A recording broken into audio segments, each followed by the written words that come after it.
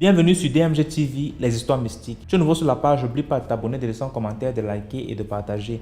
Tu veux nous raconter une histoire? Il y a un numéro WhatsApp à l'écran, c'est le plus 237 655 81 90 17. Envoie ton histoire et on va jouer ici sur YouTube. On poste 10 histoires tous les jours sur YouTube à 12h00 sur la chaîne DMG TV.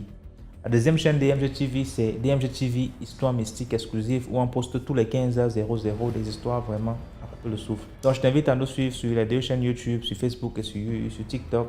DMG TV toujours. Ce qu'on fait, c'est pour sensibiliser. N'oubliez pas de laisser un commentaire, un like, un partage pour donner la force à tous ceux qui racontent les histoires au quotidien. Merci beaucoup. Donc, écoutons les histoires. Première histoire. Bonsoir la famille DMG, bonsoir tout le monde, j'espère que tout le monde va bien. N'oubliez pas de vous abonner, de liker, de partager parce que l'émission de DMG, vraiment ça sauve des vies, vraiment ça fortifie et ça sauve des vies et ça fait que les gens sont vraiment prudents dans la vie. Maintenant, je vais raconter ma deuxième histoire qui m'a été racontée par mon meilleur ami. Voilà, c'est l'histoire de son oncle, de son oncle qui aimait beaucoup les femmes, voilà. Donc, je suis ivoirien. Voilà, donc son oncle avait divorcé de sa femme et il avait beaucoup... C'est un coureur de jupons, en fait. Son oncle, c'est un grand coureur de jupons. Il a plusieurs enfants, des femmes différentes. Voilà, donc c'est un coureur de jupons et bon, l'histoire, c'est que un jour, il se rendait, c'est un cadre du pays, au fait. C'était un grand cadre du pays. Et il était à la capitale économique qui est Abidjan et il partait, voilà, souvent au village. À chaque fois qu'il a un peu de congé, il partait au village, 2 jours, 3 jours de congé, il partait au village pour rendre visite à ses parents et aux vieux du village. Parce que il avait construit au village et sa famille aussi habitait avec lui dans sa cour là-bas. Il avait voilà, bref. Bon, un jour, il partait au village. Aux environs de 22h, 23h par là. Vous savez que c'est très loin d'Abidjan. Hein. Il quittait Abidjan pour aller à l'intérieur du pays, au fait, au centre. Voilà, au centre du pays, il y a une ville là-bas.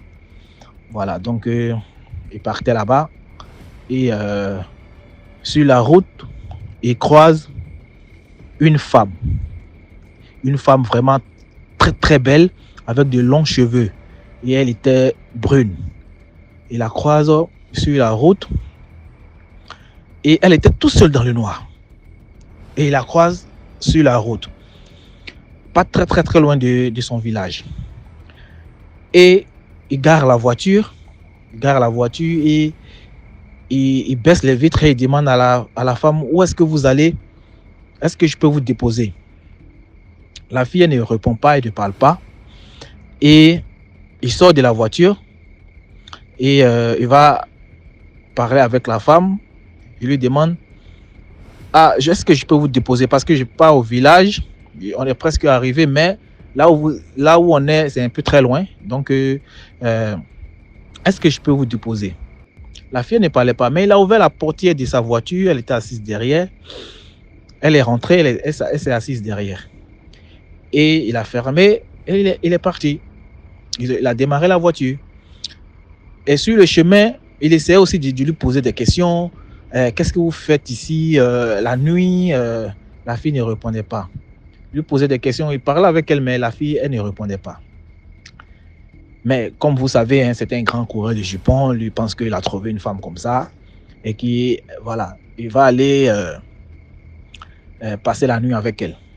Donc, arrivé au village, dès qu'il gare la voiture, il amène directement la femme dans sa chambre. Et elle s'assoit dans la chambre et lui il sort, il commence à saluer les vieux de la cour et tout ça.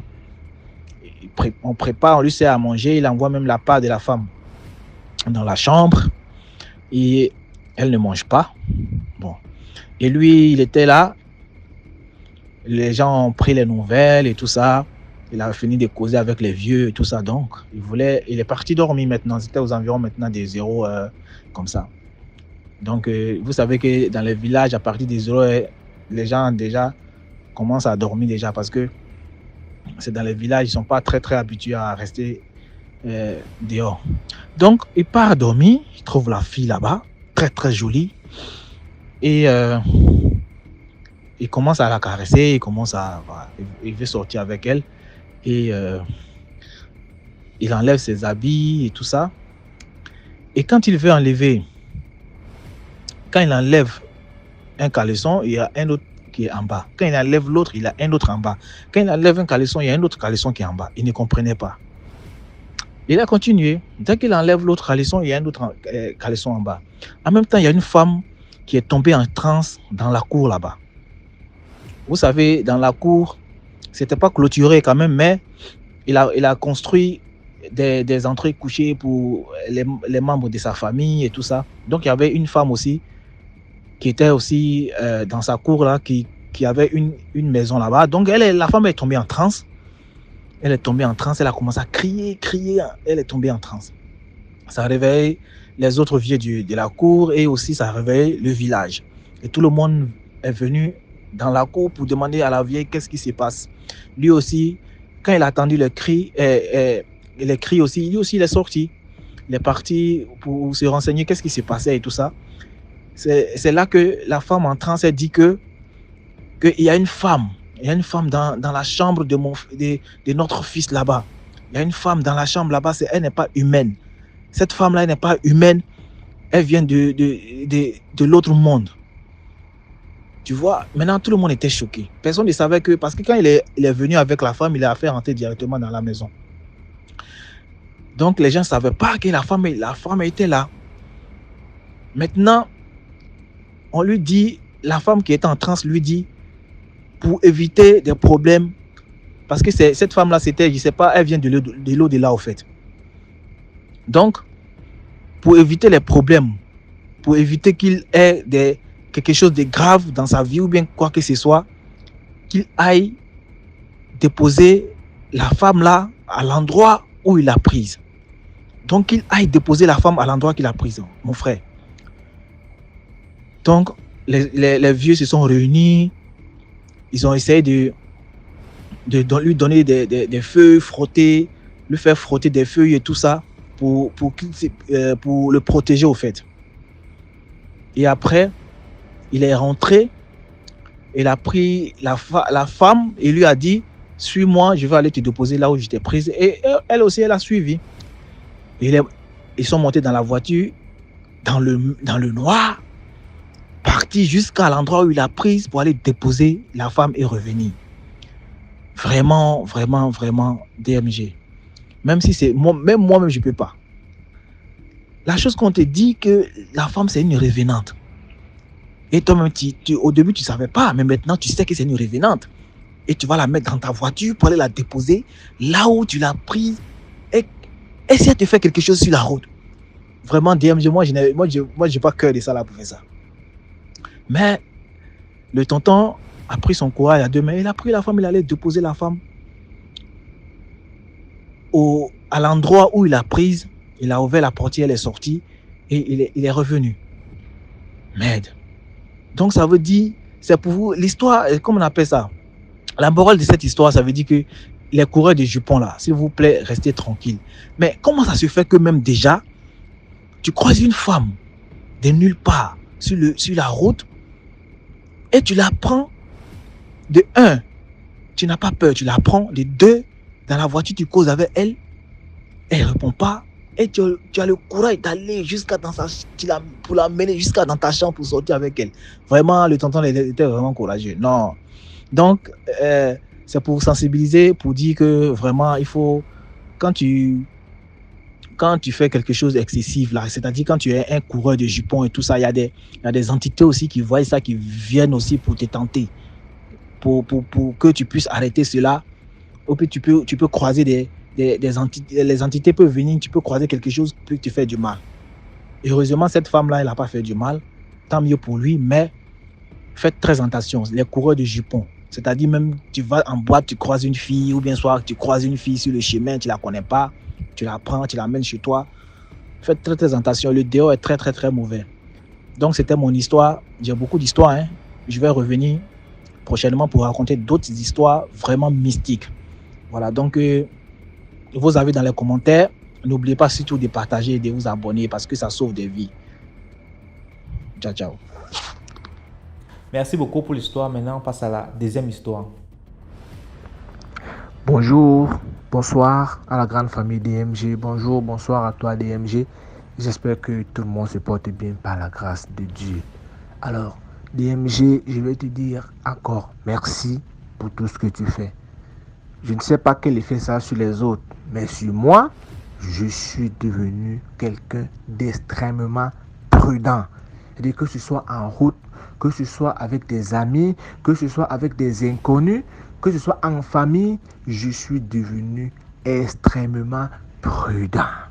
Je dis extrêmement, je pense que tu n'as pas aidé. Toutes les histoires que j'écoute ici, là, ça m'a rendu, je peux dire que je suis devenu parano. Je préfère une paranoïa qui peut te sauver la vie que d'être un courageux qui va tomber dans la gueule du loup. Ok, je vais raconter ici une histoire qui s'est passée dans mon quartier d'enfance il y a de cela 2 ou 3 ans. Mais avant ça, je vais raconter une petite anecdote que j'ai vécue hier au quartier Bonamoussadi. Je sortais du boulot. Voilà, je sortais du boulot et j'attendais une moto. En face de là où je travaille, non, même pas en face, non loin de là où je travaille, peut-être à 20 ou 40 mètres du portail. Et il y avait 2 jeunes demoiselles qui étaient là. Apparemment, elles aussi attendaient que ce soit une moto, que ce soit un taxi. Parce que quand tu vois où elles partaient, peut-être elles partaient vers Kotor, vers Total Waba. Parce qu'elles ne voulaient pas de moto, forcément. Elles partaient vers Total Waba parce que c'est le long chemin. Une moto de Bonamoussa jusqu'à Total Waba, c'est trop cher. Donc les 2 demoiselles, elles sont là, elles attendent des motos, les taxis. Moi aussi là, j'attends la moto. Elles sont vraiment très jolies. Là, il y a une belle voiture, une Land Cruiser. Je pense que c'était une V8. Gare auprès des filles. J'ai trouvé une moto, mais par curiosité, je me suis dit, je vais un peu vivre la scène ici. Je suis resté du moto, non, continue ta route, papa. Laisse, je vais passer après. Et là, le monsieur baisse les vitres. Apparemment, il a salué les filles, elles ont répondu. Ils avaient les téléphones en main, tout ça là. Et le monsieur, il a commencé à discuter avec les filles, discuter avec les filles. Et après, il y a une qui a pris son téléphone, elle a envoyé dans le véhicule. Le monsieur, apparemment, il a mis son numéro. Voilà que, mon frère, une drague de moins de 5 minutes, directement le gars déverrouille les portières. Les 2 filles entrent dans le véhicule, pas derrière. Ils me remontent les vitres, les voilà qui sont partis. J'ai été un peu sidéré. Je me suis dit, mais avec tout ce qui se passe ici, je n'ai même pas vu le visage du monsieur parce qu'il avait des vitres fumées. Je me dis, avec tout ce qui se passe ici dehors, jusqu'ici, les filles ne veulent pas redoubler de prudence. C'est quelle façon d'être cupide ça? Pour de l'argent, vous prenez le risque de monter en voiture avec quelqu'un que vous ne connaissez pas juste parce qu'il a une voiture ou alors il vous paraît être aisé financièrement. Donc, les gens qui meurent, c'est ça que ça vous dit. Mais quand on vient dans les hôpitaux, maintenant, rendre visite à nos gens, on vous trouve dans des états critiques. Oh, vos mamans sont là, elles souffrent, elles montent et descendent partout avec des pasteurs. Oh, ma fille. Et pourtant, vous-même, vous êtes la cause de vos malheurs. C'était une parenthèse. Je reviens sur l'histoire principale. Alors, l'histoire se déroule à Douala 3e. Il s'agit d'un petit garçon. Je pense qu'à cette époque-là, il y a 3 ans, il était en 6e. Si je ne me trompe pas, 6e, 5e. Voilà que quand il a eu son BPC, son CEP, autant pour moi, sa maman lui a offert un téléphone Android. Voilà.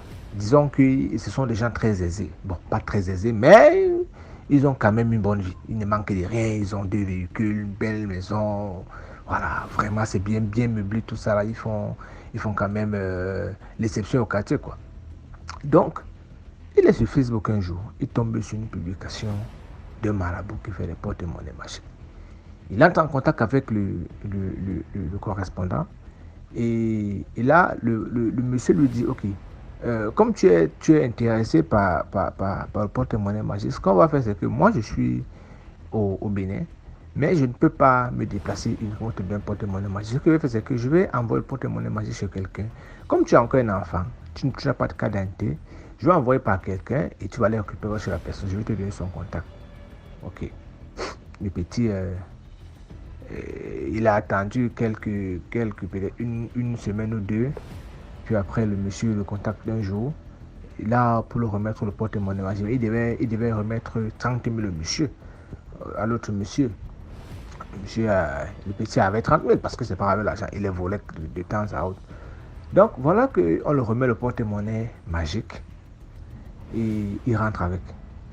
Et dans le porte-monnaie magique, il y a la posologie de l'utilisation du porte-monnaie magique. Voilà, chose qu'il commence à faire tous les jours aux environs de minuit. Donc, imagine-toi un enfant qui fait 5e, qui a l'esprit de se réveiller à minuit, pendant que les gens sont fatigués, ils dorment. Le petit se réveille à minuit pour faire des incantations pour avoir l'argent dans le porte-monnaie magique. Et vraiment, ça marchait au départ, parce que selon ce que témoignent certains de ses camarades de classe, c'était que quand il arrivait à la cantine comme ça, il voit, maman, toi tu vends quoi? Je vends la viande avec le pain. Ok, donne tout ça à mes camarades. Tu me dis combien ça fait. Et il faisait manger les gens jusqu'au professeur. Certains professeurs venaient même vers lui pour dire que donne-moi cela, donne-moi cela, donne-moi cela. Les professeurs le grattaient les 10 000, les 15 000, les 20 000. Il était devenu comme la petite star du collège. Mais certains vendeurs ont commencé à se plaindre que mais c'est quel genre d'enfant ça? Que tous les jours, il dépensait dans les 100 000, 50 000, 70 000, il fait manger presque toute sa salle. Certaines mamans qui ont vraiment l'esprit maternel ont commencé à se remettre en question sur la provenance de l'argent de l'enfant. Mais bon, d'autres, elles sont là pour faire le commerce. Hein. Si tu veux même, tu n'as qu'à aller prendre ça même. Si c'est dans la gueule du bois, du moment où toi tu vends sa marchandise, tu achètes sa marchandise, il n'y a pas de problème. C'est comme ça qu'un jour, sa propre maman à la maison a remarqué que son fils avait beaucoup perdu du poids. Parce qu'il ne dormait plus assez. Il a beaucoup perdu du poids. Et voilà, un autre jour, elle est couchée dans sa chambre. L'instinct maternel lui dit que bon, va un peu regarder comment tous tes enfants sont couchés. Elle n'avait pas sommeil. Elle arrive dans la chambre de son premier garçon, parce que c'était le premier garçon, il n'est pas le premier enfant, mais le premier garçon. Elle trouve le petit qui est couvert dans un drap rouge, avec les bougies tout autour, et des petits griots, des petits trucs. Mais, je vais prendre le nom par emprunt. Alphonse, mais qu'est-ce que tu fais? Mais c'est quoi ça? Comme son papa, lui, voyageait beaucoup, il n'était pas là, il était avec les enfants. Elle le met à le questionner. Le petit dit que ce sont les devoirs que son professeur d'anglais lui a donnés. Et c'est quel devoir toi tu dois faire à minuit sous les draps rouges avec des bougies? Dit que c'est comme ça que son professeur a demandé qu'on fasse les devoirs. La maman, sous le choc, n'a même pas dormi. Le matin, elle a dit, toi et moi, on va aller dans ton école et tu vas me montrer au professeur qui t'a demandé de faire ce genre de devoir. Quand ils arrivent à l'école, il indexe le professeur. Le professeur dit que, mais quoi? Mais madame, les devoirs que je lui ai donnés sont dans son cahier. C'est les mêmes devoirs que je donne à tous ses camarades de classe. L'autre là, que sur les draps, sur ceci, là, est-ce que je fais dans le mystique? Je ne fais pas dans le mystique, je ne connais pas de quoi il parle. C'est là donc que le principal dit que laissez-moi prendre l'affaire en main. On se met à le fouetter. C'est là qu'il commence à avouer que effectivement il a le porte-monnaie magique via le canal d'un féticheur béninois. Et on lui dit que bon, la condition qu'on t'a donnée était laquelle? Le petit dit que c'est son érection et sa fertilité. Sa mère est tombée évanouie. Okay, mais mon seul garçon a donné sa fertilité et son érection. Ça veut dire que donc tu ne te lèves pas. Il dit que oui maman, Seigneur Jésus. Tout le monde était sidéré. L'affaire là, qu'il ne veut pas là, jusqu'aujourd'hui, sa mère n'arrête pas de marcher dans les nuits de prière chez les prêtres exorcistes pour trouver la guérison de l'enfant. Aujourd'hui, la mère là, elle est pavée d'elle-même parce que si elle entend qu'au nord Cameroun, il y a un monsieur qui fait cela, elle porte l'enfant, elle pavée là-bas, elle pavée là-bas. Et aujourd'hui, le petit est devenu un peu zinzin dans sa vie, il ne jouit plus de toutes ses facultés mentales. Il est devenu un peu zinzin aujourd'hui. Regardez jusqu'à quel point la cupidité d'un enfant lui a conduit dans des situations très tristes. Parce que sa maman aujourd'hui paie le prix fort de l'erreur de l'enfant. Le prix fort. L'argent même du mari maintenant, là, ça c'est dilapidé par les multiples voyages à la quête de la guérison de l'enfant. Regardez vous-même. Hmm? Donc, moi, j'appelle les parents ainsi à la vigilance. Surveillez vos enfants. Soyez en contact avec les établissements dans lesquels vos enfants étudient. Prenez de leurs nouvelles académiques via leurs professeurs. C'est très important. Parce que je pense que si cette maman avait ce sens d'être en contact avec les professeurs, avec les responsables de l'établissement, je pense qu'elle allait être au courant dès le départ du changement radical de cet enfant. Parce que même à l'école, ces notes ont complètement dégringolé. Voilà la situation dans laquelle... Il est toujours là. Il est toujours là. C'est vrai que quand j'y vais là-bas, je ne suis plus là-bas depuis 2014, mais j'y vais de temps en temps. Quand j'y vais là-bas, parfois il m'arrive, quand ils sont là au quartier, de le voir. Hein? Il est mince comme... Oh, j'ai jamais vu quelqu'un qui est mince comme ça. Même le vent peut balancer le petit là. Il est grand de taille, il est comme un fée quand tu le vois. La tête est tellement énorme comme ça, mais il est mince. Tellement mince. Il est comme ça là. Hein? Parfois, il déambule comme ça au quartier, il parle seul. Oh, vraiment, c'est pas possible ça.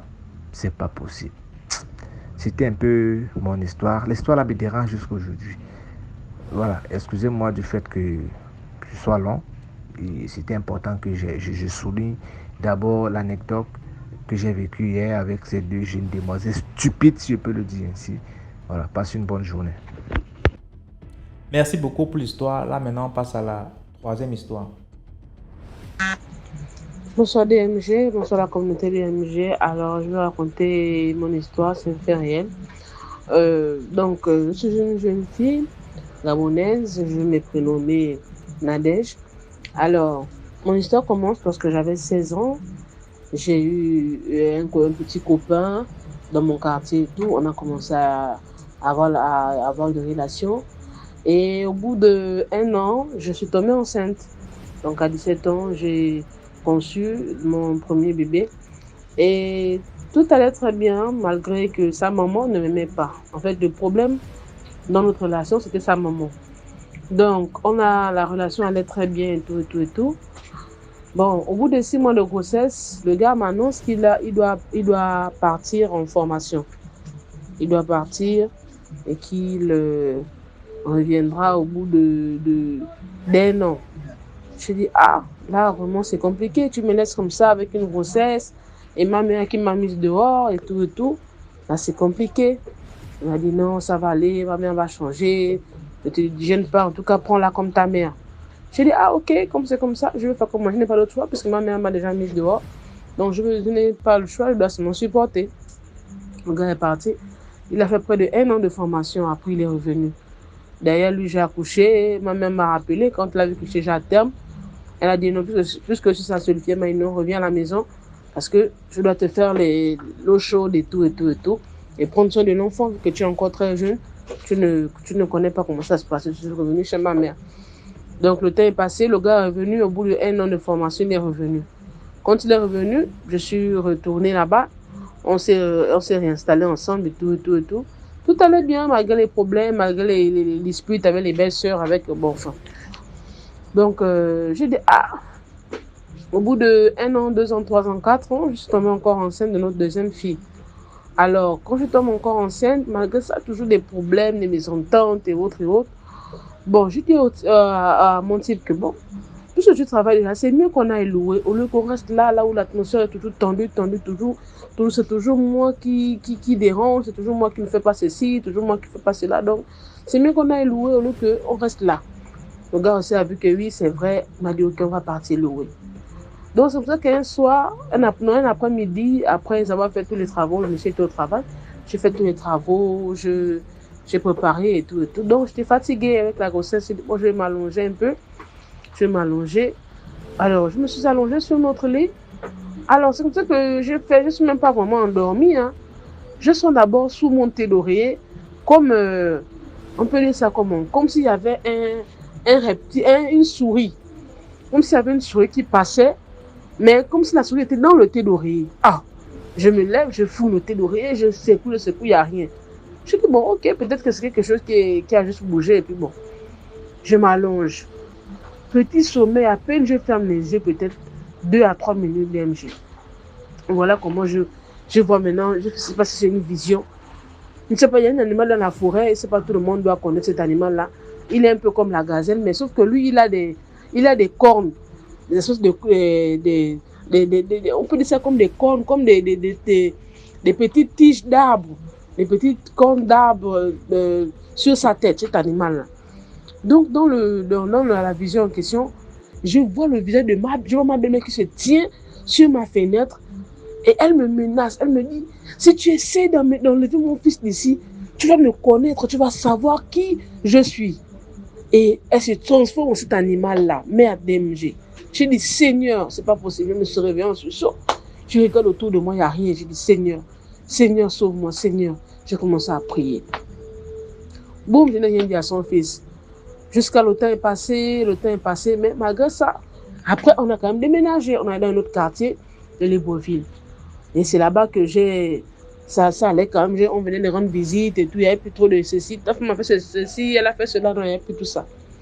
Mais sauf que DMG, c'était mal connaître ma belle-mère. Voilà comment j'accouche bien tranquille de notre deuxième fille. Tranquille, belle petite fille, bien joufflue et tout, sans problème DMG. Ma fille n'avait aucun problème. Puisque c'est une grossesse que je n'ai pas. Contrairement à la première, là où je n'ai pas de moyens, mais celle-là, vraiment, le papa était présent, il y avait de l'argent, il y avait tout ce qu'il fallait. Tout ce qu'il fallait vraiment, cette grossesse, c'était vraiment une grossesse, non. Donc, je viens d'accoucher. Voilà comment, au bout de 1 mois, je fais l'eau chaude chez ma mère. Après, on fait la sortie de l'enfant. Je retourne dans mon foyer. 2 mois, 3 mois. Au bout du 3e mois je vois que ma fille commence à tomber malade. Le bébé que j'ai accouché tranquillement commence à tomber malade. L'enfant ne mange plus. L'enfant ne boit plus de l'eau. L'enfant ne refuse le sein. Je dis, ah, Seigneur, ça c'est quelle histoire? On amène l'enfant partout. DMG. Je ne sais pas dans quel hôpital. Dans Libreville, là, je ne sais pas dans quel hôpital. DMG. Un bébé qui est né bien, un bébé qui était grosse. DMG. Au bout de, je ne sais même pas, même 1 mois, c'est trop. Au bout de 2 à 3 semaines, ma fille était devenue comme un enfant. Je ne sais pas. Je ne sais même pas. C'est pas pour me moquer, mais les enfants c'est pas de l'Éthiopie ou bien les enfants comme un enfant qui n'avait jamais mangé. Ma fille était complètement déshydratée, DMG. Elle ne s'alimentait plus, elle ne buvait pas, elle ne mangeait pas. J'ai dit, Seigneur, on n'est pas allé où on va chez les marabouts, on ne voit rien. Ah, ça c'est quelle histoire? DMG. Ne sachant pas que la source était là à côté. Voilà comment le fils, mon type ne fait que dépenser l'argent. Dépenser l'argent ne trouve pas de solution. Puis dépenser l'argent ne trouve pas de solution. Ah! Jusqu'à un jour, sa mère l'appelle. Il nous appelle. On vient avec l'enfant chez eux. Elle parle avec son fils. Oh non, qu'est-ce qui se passe avec l'enfant? Il a dit à sa mère, ah maman, je ne sais pas ce qui ne va pas avec cet enfant. Nous sommes allés partout. On est allé partout dans les hôpitaux, nous dit l'enfant n'a rien. On a fait jusqu'au scanner, on a fait les radios, l'enfant n'a rien. Mais je ne sais pas ce qui se passe avec l'enfant. Ah, DMG, l'être humain est méchant. Non, DMG, l'être humain est méchant. Je ne pouvais pas savoir que cette femme-là devait tenir la promesse qu'elle m'avait faite de dire que si j'enlève son fils de chez elle, je vais la connaître. DMG, voilà comment elle dit à son fils, amenez-moi l'enfant. DMG, j'ai oublié, il y avait des moments quand je restais avec l'enfant là seul, quand son père partait au travail, je restais avec mon enfant seul à la maison. Comme je disais, non, voilà les sirops, les traitements qu'il faut donner à l'enfant pour voir si ça va aller. DMG, j'avais l'impression de voir cette femme-là dans le regard de l'enfant. C'est que mon enfant était allongé, mais au travers d'elle, il y avait quelqu'un. Oh, DMG, quand je pense encore à ça, j'ai même peur. Au travers de cet enfant, tu avais l'impression de voir une vieille femme dans le corps d'un bébé.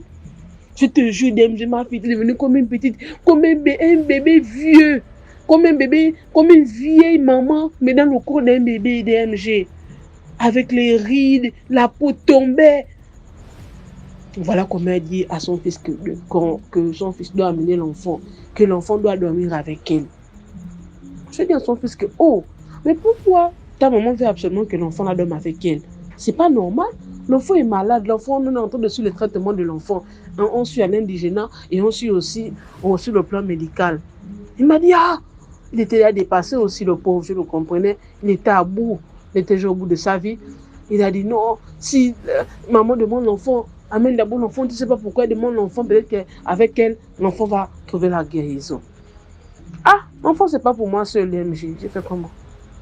Aussi jeune aussi que j'étais. J'ai dit, bon, ok, prends l'enfant. C'est ça qu'on est parti, on a fait l'enfant le sac, on a mis l'enfant chez sa mère. Donc, ce qu'on faisait, c'était quoi? Moi, je venais juste le matin, m'occuper de l'enfant, regarder, passer le temps avec elle, servir le linge à laver, je lavais le linge, les biberons et tout. Et le soir, moi, je rentrais chez nous, là où j'étais avec le papa de l'enfant, et l'enfant restait avec ses grands-parents. Ah, DMG. Ah, DMG.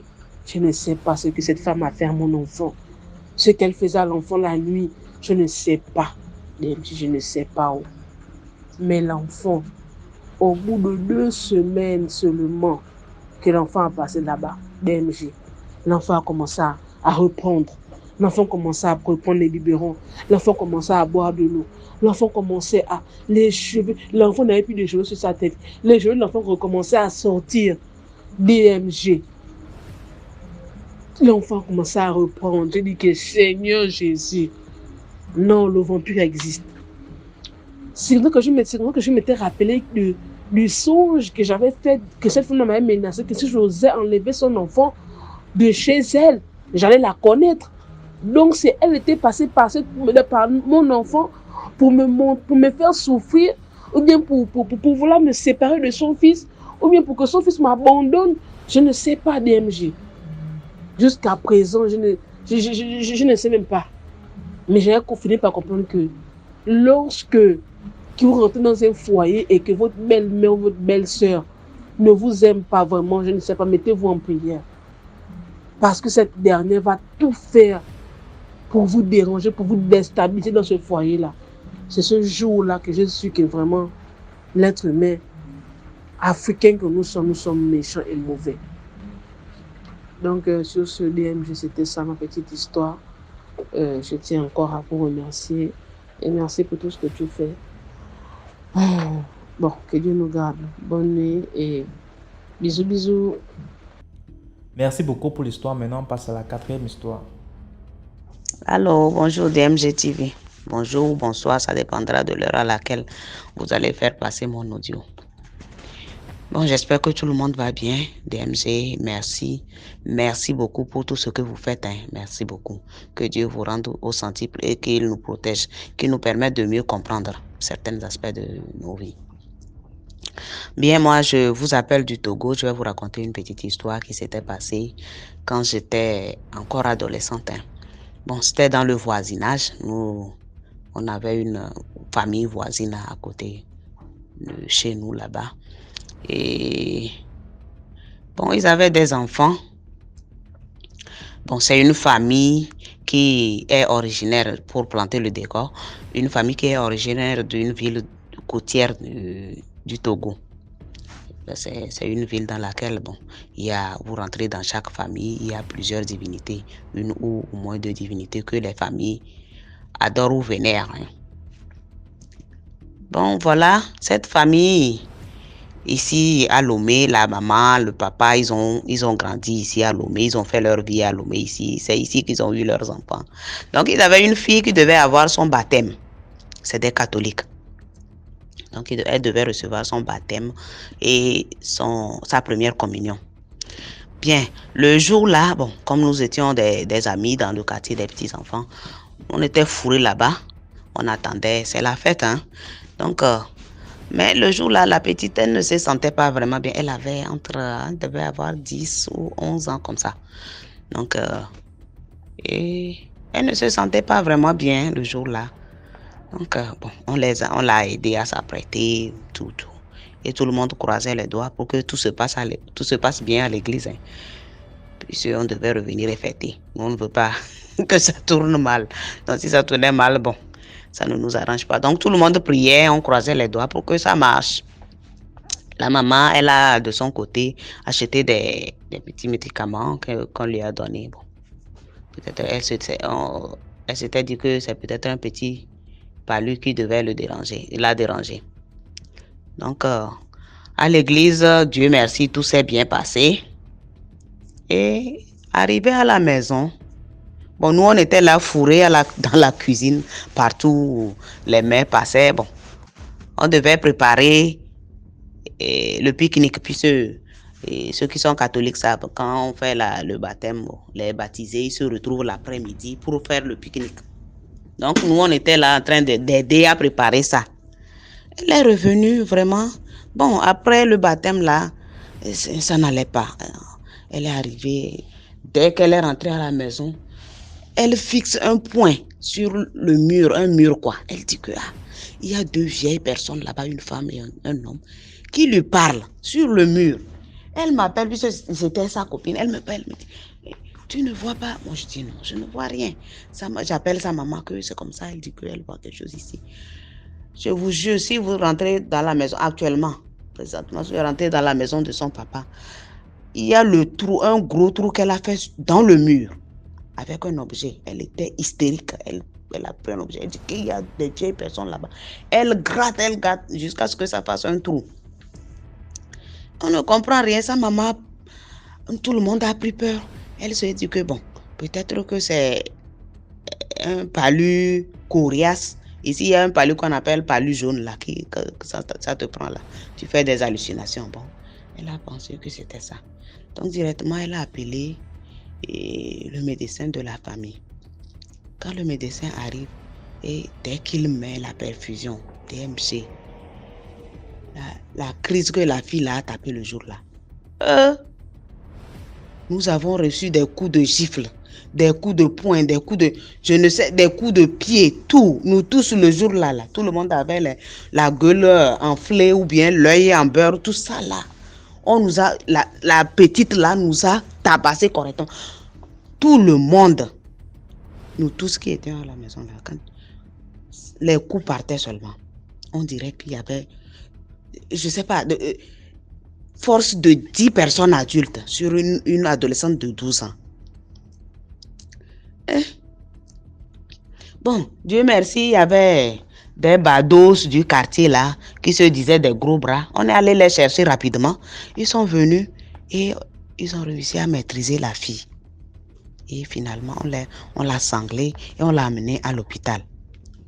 En même temps, bon, entre-temps, l'hôpital, ça va, ça ne va pas. Aujourd'hui, ça va mieux. Demain, ça ne va pas.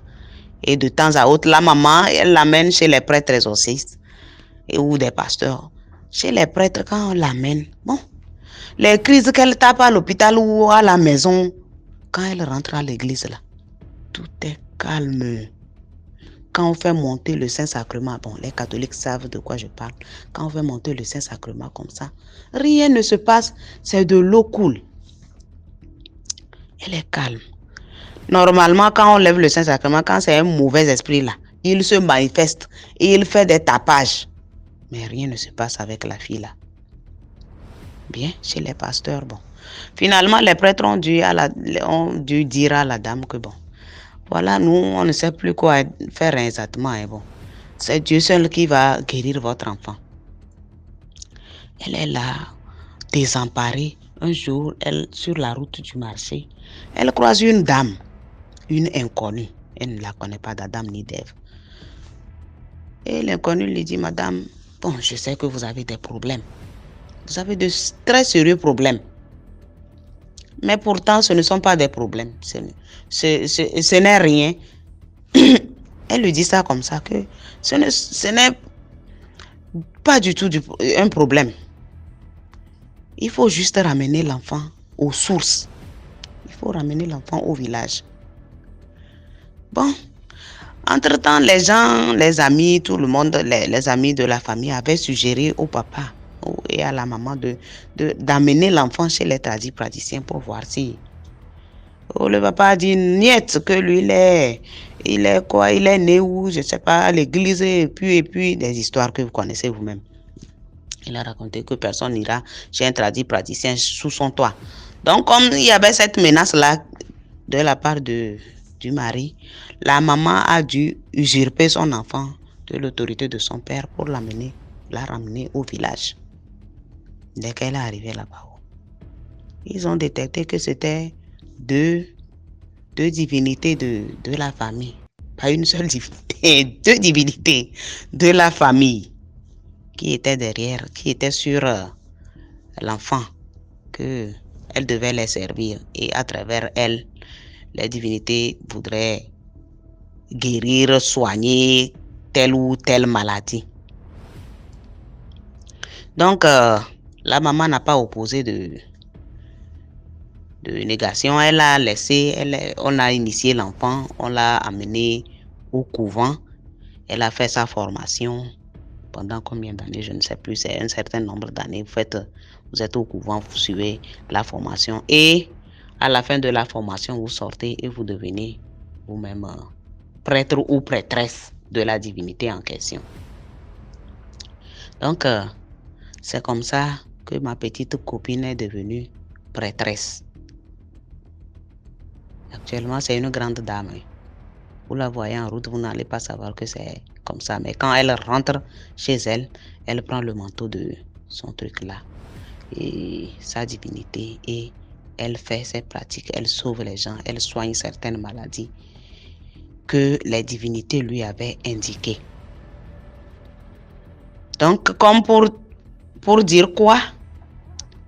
Dans la Bible, Jésus avait dit, il faut donner à César ce qui appartient à César et à Dieu ce qui appartient à Dieu. Je me rappelle, il y avait une de vos auditrices qui avait dit, qui avait lâché une phrase ici, qui disait que, il y avait un prêtre qui disait que Jésus n'a pas aboli la loi de Moïse. Donc je ne me rappelle pas de l'épisode, mais je me rappelle bien. Donc voilà, il ne faudrait pas qu'on renie nos traditions. Il ne faudrait pas qu'on oublie notre maison, nos origines. Voilà, c'était mon histoire. Likez, partagez et commentez massivement. Allez, bye. Merci pour l'histoire. Maintenant, on passe à la 5e histoire. Shalom, shalom, shalom, shalom à la famille DMG. Aimez, likez, car ce que nous faisons ici aide pas mal de personnes à sortir de l'ignorance. Et franchement, DMG, merci pour cette initiative. Merci. Bon, je vous entends, je vous écoute tous les jours, mais moi-même, je n'ai pas encore pris la première fois que je viens raconter une histoire. Cette histoire est mon histoire. C'est quelque chose qui m'est arrivé quand j'avais 17 ans. Je me souviens très bien. Comment dire? Déjà très jeune, j'enviais les hommes riches. J'enviais les amis qui venaient d'une famille riche. Vu que moi, j'ai grandi avec ma famille maternelle qui était pauvre. Le contraire de ma famille paternelle. Donc moi, j'ai mûri cette rage, comment dire, depuis le bas âge de devenir riche pour, comment dire, concurrencer ma famille paternelle qui m'avait abandonné. Vous comprenez? Voilà. Donc, ce qui fait que j'étais prêt à tout. J'étais prêt à tout. Prêt à tout. Alors, je lisais beaucoup de livres exotériques. Beaucoup de livres exotériques qui parlaient de la magie, de la sorcellerie, tout ça. Bon, j'étais là-dedans. Et je n'avais pas de frein. Quand il fallait que je me procure un livre, peu importe le prix, je me battais pour avoir ce livre. Voilà. Peu importe le prix, 150 000, 200 000, je me battais pour avoir ce livre. Le livre ésotérique, quoi. C'est comme ça qu'un jour, voilà, je tombe sur un livre qui parle de la sirène des eaux. Ça nous montre comment dire, invoquer la sirène des eaux. J'habitais dans la ville de Bepanda. Bepanda, c'est pas loin de Dedo. Et je suis né à Dedo d'ailleurs. C'est pas loin de Dedo. Et dans la base Elf, dans le bord de la mer, c'était, ma maison. Comme ça qu'un jour, je décide d'aller, invoquer la sirène au bord de la mer la nuit. Alors, vu que j'avais peur d'y aller seul, j'ai fait part à un ami à moi, un ami avec qui, en fait, je partageais tout. Je ne fais pas à cet ami de mon projet. Il a dit qu'il va m'accompagner et tous les deux, et nous le ferons tous les deux. J'ai dit, il n'y a pas de souci. Le jour J, c'était un vendredi soir, il fallait qu'on y aille. Alors, sa maman lui a empêché de sortir ce jour-là. On a dit, ok, d'accord, moi j'y vais. Puisque j'avais tout préparé. Je me rends donc au lieu dit, au bord de la mer, au niveau de la base des elfes. Je m'assois sur des bancs publics. J'ouvre mon sac. J'étais seul. Normalement, le rituel devait commencer aux environs de minuit. Je suis arrivé avant minuit. Hein, pour préparer tous les matériels. Voilà, j'étais là, je préparais tout ce qu'il fallait. C'est là que j'entends un bruit du côté droit de mon oreille. Ça fait genre... Bon, je ne prête pas attention au bruit. Je continue à faire mon travail. Voilà, je prépare même mon matériel pour mon rituel. J'entends une deuxième fois, du même côté, le même bruit. Je ne prête pas attention. Je continue à faire mon travail. C'est après. Quelque chose me dit, mais pourquoi tu ne fais pas attention à ce bruit dont tu entends là? Tu vois bien que tu es seul ici, mais tu entends des bruits bizarres, tu ne... Alors je dis, ah, en fait, c'est vrai. Je me tourne maintenant, je regarde autour de moi, je ne vois rien. Je me souviens du bruit, je dis, mais attends, qu'est-ce qui se passe? Je regarde autour de moi, je ne vois rien, personne. Je suis seul au bord de la mer, tout seul. Alors il dit, bon, peut-être, voilà, c'est un truc comme ça. Alors je continue. Je me suis mis à faire... j'ai recommencé mon travail. Alors le bruit maintenant change de côté. Ça vient du côté gauche. Ça fait... Alors c'est d'où je sursaute d'un coup. Parce que c'était vraiment très proche. Alors je sursaute d'un coup, je regarde, je ne vois rien. Je regarde à gauche, je ne vois rien. Je regarde à gauche, je vois rien. Mais qu'est-ce qui se passe? D'où sort ce bruit? Alors ça faisait le genre de bruit, je ne sais pas comment dire. Genre de bruit comme... je ne sais pas. Vous prenez des graviers, vous mettez dans des boîtes de lait. Des boîtes de lait. Vous remuez, vous voyez ce genre de bruit là? C'est exactement ça. Alors je regarde, je ne vois rien. Je regarde, je ne vois rien. Mais qu'est-ce que c'est que ça? Mais c'est quoi ça? Alors, je reviens à moi, je prends mon courage. Je veux me rasseoir pour continuer mon travail. Chose qu'il ne fallait pas. C'est d'où j'entends maintenant, toujours du côté gauche, des grands pas, comme des pas d'éléphant, mais qui faisaient trembler le sol.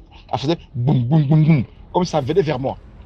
Alors j'ai ramassé vite fait tout mes matériels et je me suis mis à courir. Alors les pas me suivaient. C'était des grands pas. C'était vraiment, on dirait des pattes, je sais pas, des pattes d'éléphant. Donc quand ça touchait le sol tremblait. Alors je me suis mis à courir et le pas me suivait. C'était tellement rapide. Donc je me demandais, je me disais, mais comment se fait-il qu'une chose si lourde, hein, est si rapide? Parce que malgré que je courais, mais le pas était comme si c'était juste derrière moi. Hein? Juste derrière moi. Alors j'ai couru. Il y avait devant moi un lampadaire. Alors pour moi, il fallait que j'atteigne la lumière qui provenait du lampadaire. Quelque chose me disait, si tu n'arrives pas là-bas, attends, tu es un homme mort. Alors me voilà, regardez-moi, en train de courir. Je cours, le pas est derrière moi, je cours. Quand je sens le pas qui vient me toucher, c'est tellement près de moi que j'avais l'impression que la personne, donc celui qui avait ce pas me touchait déjà. Alors j'ai crié, j'ai lancé un cri, maman au secours. En même temps, j'ai plongé dans la lumière de ce lampadaire qui était juste en route. Alors le pas s'est arrêté. S'est arrêté. Au lieu que je rentre tout bonnement, je m'entête. Je me suis dit non, je suis venu faire un rituel. Donc il fallait à tout prix que je le fasse. Alors j'ai pensé, j'ai réfléchi, mais qu'est-ce que je n'ai pas dit? Qu'est-ce que je n'ai pas fait avant d'arriver, avant de m'asseoir là-bas? Donc une idée me vient en tête que j'ai pas salué les divinités des eaux qui sont sur place. Donc, il fallait que je les salue avant et tout, et tout, et tout. J'ai dit, ok, d'accord. Je rebrousse chemin. Avec toute la peur, mais j'avais le courage de terminer ce que j'avais commencé. Alors, j'avance. Quand je sentais que j'étais prêt, alors je me suis mis à parler. En fait, je saluais les divinités. J'essayais de les expliquer le pourquoi j'étais là et voilà. Une fois j'étais presque arrivé là où j'étais assis. Alors là, le pas a recommencé. Et il fallait me voir. Me voilà qui rebrousse, je retourne sur moi. Je recommence avec les marathons. Me voilà, il fallait me voir courir. J'ai couru.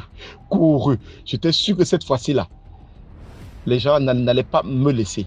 Le pas venait boum, boum, boum, boum. Et le sol vraiment tremblait. Hein. On dirait tremblement de terre. Et le pas était derrière moi. Boum, boum, boum. Voilà qui court. Et boum, j'arrive encore à la lumière. Quand j'arrive à la lumière, je suis tout essoufflé. Alors je respire. Et je lève la main et dis, ok, vous avez gagné. Je rentre. Je ne suis plus là. Je rentre. Vous m'avez gagné. J'ai pris mes clés et clac. Je suis rentré chez moi. Très tôt le matin, vers 6 heures, j'entends à la porte de ma chambre. C'est mon ami avec qui j'étais censé aller faire ce rituel-là. Il frappe à la porte, il me dit, ah tiens, mais man, c'est comment? Il dit, ça va. Ça a été? Je lui explique que non. Alors il s'est mis à se moquer de moi. Il dit, ah, va là-bas, peureux. Toi aussi, tu es peureux. Hein? Tu penses que moi je peux aller là-bas jusqu'à et voilà, je peux arriver là-bas et je passe sans résultat? Hein? Je lui dis, tu ne sais pas ce que j'ai vécu là-bas. Tu ne sais même pas ce qui s'est passé. Arrête de te moquer de moi. Alors il m'a traité de tous les noms. J'ai donc pris tout le matériel, je lui ai donné, dit, tiens, tu peux y aller aussi. Il a pris le matériel. Le même soir, c'était un samedi. Normalement, le rituel devait se faire, c'était dit que le rituel se faisait le vendredi. Mais lui, tellement il voulait me montrer qu'il est courageux, le samedi, il est parti. Et il a fait ce qu'il avait à faire. Très tôt le matin, moi aussi, je me rends chez lui. Je frappe. Je vois le garçon avec des blessures partout sur lui. J'ai dit, ah, man, c'est comment, qu'est-ce qui s'est passé? Alors, il m'explique, la même chose qui m'est arrivée, lui est arrivée. Mais par contre, lui, il a couru jusqu'à il est tombé. Donc, il est tombé, c'est là où il s'est blessé partout. Je lui ai dit, ah, tu vois, tu te moquais de moi. Moi, je ne pas comprendre. Voilà donc. Donc, on a dit qu'il fallait qu'on aille, qu'on aille voir notre mage. Parce que j'avais un mage. Un mage, c'est un grand sorcier, en fait. Il fallait qu'on aille voir notre mage qui nous explique ce qui n'a pas marché. Alors, nous sommes allés le voir ce samedi. Le lundi. Nous sommes allés le voir. Il a vu mon ami tout blessé. Alors, il a demandé pourquoi tu es blessé? Alors, on lui a relaté les faits. Et il a crié sur nous. Qu'est-ce qu'il ne nous a pas dit? Il nous a collé un savon. Nous traitait des enfants, il nous a traité de tous les noms, lui de même. Nous expliquant que, en fait, c'était la veille du Ngondo. Le Ngondo, c'est une fête au Cameroun où, on remercie les esprits des eaux. C'est la fête des doigts là, où on remercie les esprits des eaux. Dans la période où nous sommes allés pour faire ce rituel, c'était à une semaine du Ngondo. Donc, il nous a expliqué que ce moment-là, les esprits sont en train de nettoyer les lieux. Ils sont en train de préparer les lieux pour la grande cérémonie. Donc, il nous a fait comprendre que nous avons eu tellement de chance. Normalement, il devait nous prendre. Parce qu'il y a beaucoup de gens, des gens qui disparaissent là-bas. Surtout à la période du Ngondo. Il y a beaucoup de gens qui disparaissent. Alors, vu que on a quelque chose qui nous protégeait, c'est après que j'ai compris, parce que là, c'est une autre histoire, qu'on a quelque chose qui nous protégeait, donc ils n'ont pas pu nous prendre. Ils nous ont juste chassés. Donc, voilà mon histoire. Aimez, likez et commentez. Et franchement, le monde invisible, surnaturel existe. Ne négligez pas cela. Ça existe bel et bien. Le royaume des eaux, les sirènes des eaux, les serpents, tout ça, la sorcellerie existe. La sorcellerie existe. Il y a plusieurs dimensions qui cohabitent notre propre dimension. Hein? En tout cas, j'espère que mon histoire vous a plu et on se dit à la prochaine. Que Dieu vous bénisse. Merci beaucoup pour l'histoire. Maintenant, on passe à la 6e histoire. Bonjour DMG, j'espère que vous allez bien. Je suis Sadok Kwasi de la Côte d'Ivoire. Je tenais vraiment à vous dire merci pour votre belle émission parce que c'est devenu une drogue pour moi depuis début 2023. Je ne fais qu'écouter jour et nuit. J'écoute vos histoires. Je ne manque même pas de jours. Je vous dis énormément merci pour ce que vous faites. Alors, j'ai décidé aujourd'hui de conter une histoire. Je ne l'avais jamais fait, mais je pense que je vais m'essayer aujourd'hui. Il s'agit d'une histoire qui s'est déroulée en Côte d'Ivoire, dans les contrées de la ville de Gagnoa. Déjà, c'est l'histoire du mari de ma soeur, Feu, le mari de ma soeur. Il y avait un petit village qu'on appelait Kadekou, vers Lakota. Il y avait une famille, des jeunes qui étaient là-bas, ils avaient fait leur champ. Et un jour, ils étaient là dans leur champ quand ils ont reçu un des jeunes du village avec un cabri qui venait vendre. Eux, ils ont décidé d'acheter le cabri. Ils n'ont même pas cherché à savoir, connaître l'origine du cabri. Ils ont décidé d'acheter et manger ce cabri-là. Ils ont acheté, ils ont mangé et ça continuait.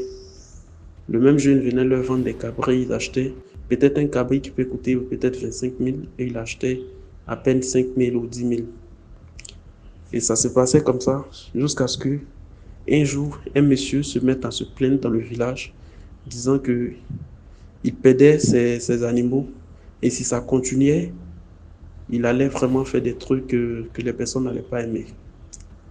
Et ça ne s'est pas arrêté là, ça continuait jusqu'à ce qu'un jour le monsieur se lève tout un matin, se mette au bon milieu du village, il se déshabille et il commence à se promener, à frotter ses fesses par terre dans le village et maudit tous ceux qui ont goûté à cet animal-là, ceux qui ont acheté, celui-même qui les a vendus. Si ça a été vendu ou si quelqu'un l'a volé pour le consommer, il maudissait toutes ces personnes.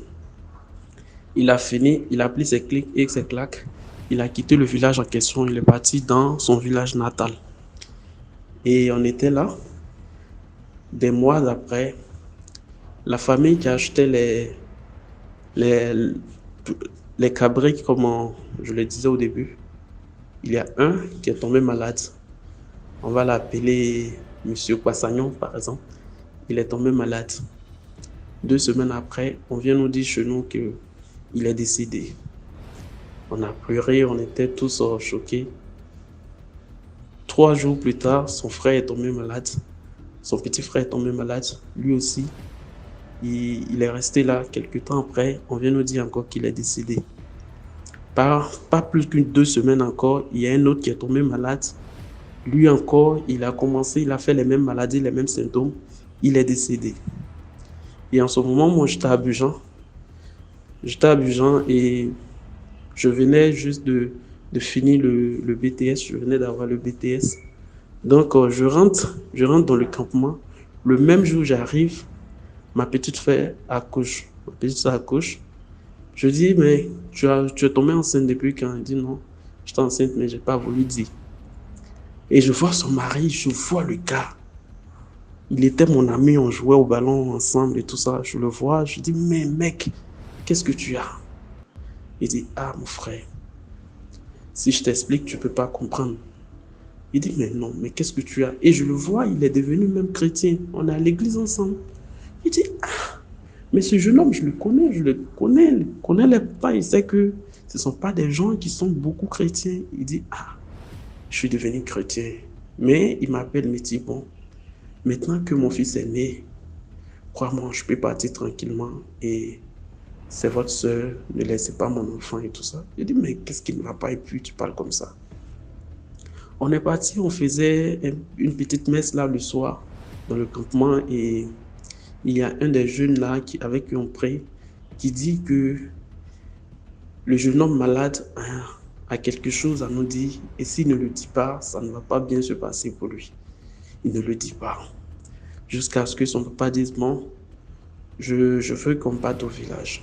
Viens, on va aller à notre village natal, on va voir de quoi tu souffres. Il est parti. Avant de partir, il a commencé à pleurer. Il a dit que c'est plus sûr qu'il voie son enfant. Mais bon, il ne pouvait pas faire autrement, vu qu'il est à la recherche de la guérison. Donc il va partir. Il est parti avec son papa. Arrivé dans le village, c'est là que ils sont partis consulter. Et le ficheur va lui dire, non, celui chez qui ils sont allés consulter lui a dit que tu as quelque chose à dire et si tu ne le dis pas, tu vas mourir. Il dit, bon, oui, j'ai quelque chose à dire, je vais lui dire. En même temps, on leur appelle pour leur dire que l'autre frère qui restait est aussi mourant et il souffre des mêmes symptômes. Il dit, c'est là qu'il va confesser, il dit oui, que tout ce qui est arrivé à ses autres frères, il le savait parce que c'était dû à l'animal qu'ils avaient acheté. Et le monsieur les avait maudits, il avait dit que tous ceux qui avaient consommé cet animal allaient mourir. Et après la malédiction, ils ne l'ont pas considéré, ils n'ont pas pris au sérieux. C'est là que le premier est mort. Quand le premier est mort, ils ont commencé à avoir peur tous. Le second, là, c'est devenu pire, ils ont compris que c'était sur eux. Mais ils ne pouvaient plus trouver le monsieur vu que le monsieur avait quitté le village. Et après son témoignage, c'est là qu'il est mort. Il est mort. Comme il avait confessé, ils ont pu faire des sacrifices pour sauver les deux autres qui restaient. Mais ils étaient gravement malades aussi. Après, les deux autres ont pu être sauvés. Mais c'était déjà trop tard pour les quatre autres parce qu'ils étaient déjà décédés. Je ne sais pas si vous allez la diffuser l'information, mais si j'avais une moralité à donner, je dirais qu'il faut éviter de prendre ce qui ne nous appartient pas. Mais même quand c'est arrivé, même quand tu l'as pris, si la personne commence à se plaindre, je pense qu'il faut confesser et demander pardon à la personne. Sinon, on finira par perdre la vie tranquille sans pouvoir faire quoi que ce soit. Merci bien. Je me suis essayé. J'espère bien que ça sera diffusé, que je vais pouvoir écouter mon histoire moi-même. Maintenant, si vous écoutez que c'est bien, vous pouvez diffuser. Et si après, c'est pas à la hauteur de vos attentes, vous pouvez me le signaler pour que j'essaie de trouver d'autres méthodes à le faire. Merci bien et bonne journée à vous. Voilà, c'était tout pour aujourd'hui. Merci d'avoir écouté jusqu'à la fin. Si tu as une histoire à raconter, envoie ton histoire au numéro WhatsApp à l'écran, le plus 237 655 81 90 17. Envoie ton histoire par note vocale et on va jouer ici. Voilà, donc on se prend demain 12h pour une nouvelle vidéo.